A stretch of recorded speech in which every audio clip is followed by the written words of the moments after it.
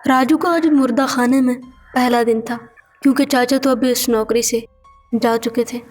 راجو نے آج ہی اپنی ڈیوٹی سنبھالی اور رات کے 11 کا ٹائم تھا جب اسے محسوس ہوا کہ مردہ خانے میں لائٹ جلی ہوئی ہے۔ اس نے سوچا کہ میں جا کر بند کر آتا ہوں۔ وہ لائٹ بند کر کے آ کر بیٹھا ہی تھا کہ اچانک سے ایک آواز آئی۔ آواز کسی چیز کے کھلنے کی تھی۔ جب وہ مردہ خانے میں پہنچا تو وہاں پر ایک ڈرور کھلا ہوا تھا۔ اس نے جلدی سے ڈرور بند کیا اور جلدی میں ہی باہر نکلا۔ بہت ڈرا ہوا رہتا تھا کیونکہ زندگی میں کبھی ایسی نوکری نہیں کی تھی۔ اتنی زیادہ لاشوں میں ڈیوٹی کرنا کوئی آسان بات نہیں تھی۔ وہ اپنی ڈیوٹی کو بہت اچھے سے نبھا رہا تھا، لیکن اچانک سے وہی چیزیں پھر سے ہونے لگی جو آج سے کچھ سال پہلے چاچا کے ساتھ ہوئی تھی۔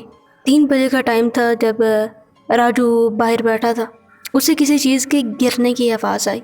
اسے لگا کہ شاید کوئی بلی یا کچھ اندر گیا ہے۔ جب اس نے اندر جا کر دیکھا تو ایک لاش نیچے گری ہوئی تھی۔ یہ دیکھ کر تو جیسے اس کی سانس سی بند ہو گئی تھی۔ اس نے زندگی میں پہلی بار ایسا منظر دیکھا تھا۔ اسے سمجھ نہیں آ رہی تھی کہ اس لاش کو میں اکیلا کیسے اٹھاؤں۔ جیسے ہی وہ اس لاش کے قریب گیا تو اسے ایسے لگا جیسے وہ آدمی زندہ ہے، لیکن جب اس نے اس کی نبض چیک کی تو وہ مرا ہوا تھا۔ اس نے بہت مشکل سے اس آدمی کو ڈرور میں رکھا اور ڈرور بند کر دیا۔ جیسے ہی باہر نکلا تو وہی آدمی، اس کی شکل اس کے دل و دماغ میں گھوم رہی تھی۔ مردہ خانہ، اس میں تمام ڈرور اور ان ڈرور میں لاشیں، وہ سب اس کے دماغ میں گھومتا رہتا تھا۔ لیکن جیسے ہی وہ لاش رکھ کے باہر نکلا تو ایک کہانی شروع ہو گئی۔ ہارر ہاؤس ٹیپ میں ایک کہانی ایسی بھی تھی سدرا کے ساتھ۔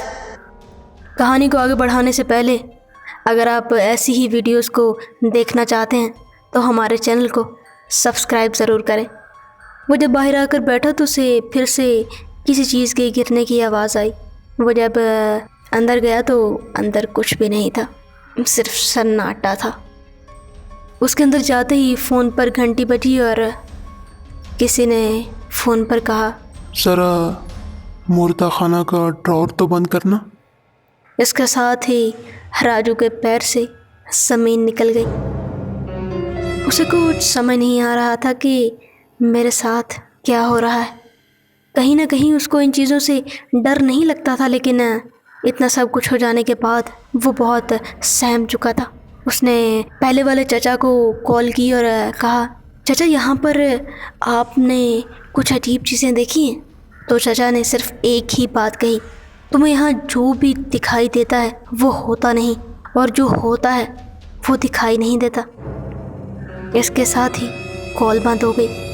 راجو کو اس بات کی سمجھ تو نہیں آئی تھی، لیکن پھر بھی وہ جا کر باہر بیٹھ گیا۔ اب وہی کھیل شروع ہو چکا تھا۔ آوازیں آتی، جب وہ اندر جاتا تو آوازیں بند ہو جاتی۔ ایک دن جب وہ باہر بیٹھا تھا تو اسے کسی چیز کے رونے کی آوازیں آنے لگیں۔ اسے معلوم ہو چکا تھا کہ یہ کمرے سے ہی آوازیں آ رہی ہیں، اور اسے کہیں نہ کہیں سب چیزوں کا پتہ تو تھا، لیکن اندر جانے سے گھبرا رہا تھا، اور وہ آوازیں مسلسل بڑھتی جا رہی تھی۔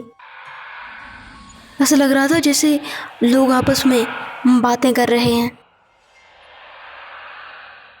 اس نے نہ چاہتے ہوئے دروازہ کھولا، اور جب اندر دیکھا تو سب ڈرور کھلے ہوئے تھے، اور وہی لاش پنکھے کے ساتھ لٹکی ہوئی تھی۔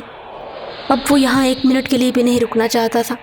اس نے کہا کہ میری نوکری جاتی ہے تو جائے، میں اس ڈر میں مر نہیں سکتا۔ وہ جلدی سے باہر نکلنے کی کوشش کر ہی رہا تھا کہ کسی نے اس کے کاندھے پر ہاتھ رکھا اور کہا، کیا تم ڈرور بند نہیں کرو گے؟ جب پیچھے مڑ کر دیکھا تو مردہ خانے میں جو پہلے موجود چچا ہوتے تھے وہی کھڑے تھے۔ اس کو اپنی آنکھوں پر یقین نہیں ہو رہا تھا کہ میں کیا دیکھ رہا ہوں، لیکن اسے پھر سے اسی چاچا کی بات یاد آئی کہ یہاں جو ہوتا ہے وہ دکھائی نہیں دیتا، اور جو دکھائی دیتا ہے وہ ہوتا نہیں۔ اس نے جلدی سے باہر کی طرف بھاگنا شروع کیا اور اور وہ چچا کی شکل میں انسان اس کے پیچھے چلتا گیا اور اچانک سے وہ اس کو کہنے لگا، راجو بابو کچھ یاد کرو، ہم تمہارے جاننے والے ہی ہیں۔ راجو کو تو کچھ سمجھ نہیں آ رہا تھا، اسے صرف اپنی جان بچانے کی پڑی ہوئی تھی، لیکن وہ رک گیا یہ آواز سن کر۔ اس نے کہا، یاد ہے تمہیں جب تم نے مجھے چھت سے دھکا دیا تھا اور میری جان چلی گئی تھی؟ اور دیکھو آج پھر تم میرے سامنے آ ہی گئے۔ اب تمہیں مارے بغیر میری آتما کو چین کیسے ملے گا؟ تمہیں مار کر ہی میری آتما مکت ہوگی۔ اور اس کے ساتھ ہی اس نے اس کی گردن پر ایک زوردار چاقو کا وار کر کے اسے وہیں مار ڈالا۔ آج بھی جو اس مردہ خانے میں جاتا ہے اسے وہی آوازیں سنائی دیتی ہیں۔ میں ہوں سدرا اور یہ تھی ایک کہانی ایسی بھی۔